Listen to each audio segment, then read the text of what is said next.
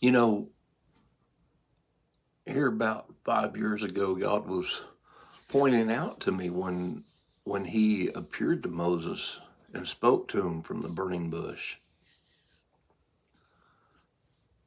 that after that he killed the Egyptian that was striving with one of the Hebrew children and he fled.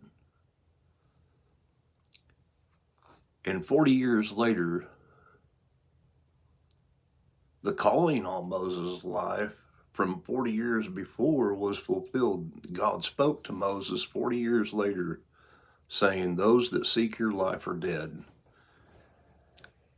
and told him to go back to Egypt, which is when he was reunited with his elder brother, Aaron, who's 2 years older than him.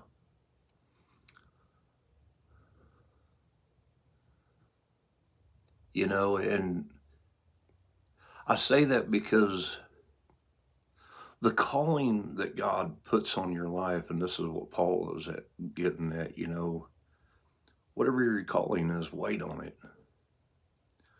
When David was anointed king, after he was anointed king, he went back to tending his father's sheep. He didn't try to take the throne from Saul.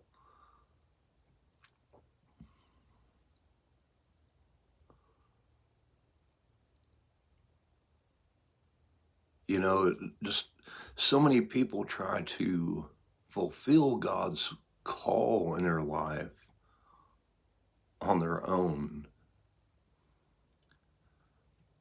And this is where it also comes down to those led by the Spirit of God are the ones born of God. Because when we're converted and born again of water and the Spirit in Jesus' name, and we entered into the faith and water baptism, and this body of sins was put to death, and we were born of that incorruptible seed, Jesus, and then we were filled with the Spirit of promise to give us power for obedience and to be his witnesses. Whatsoever is not of faith is sin, and those led by the Spirit of God are the ones born of God. And it has everything to do also with what we have the affections of our mind set on. This is what Paul is describing in Romans chapter 8, verse 5. Those that are after the flesh mind the things of the flesh. Those that are after the Spirit, the things of the Spirit. For the carnal mind is death, but the mind of the Spirit is life and peace. That same Greek word translated mind is translated affections in Colossians 3:2. We need to understand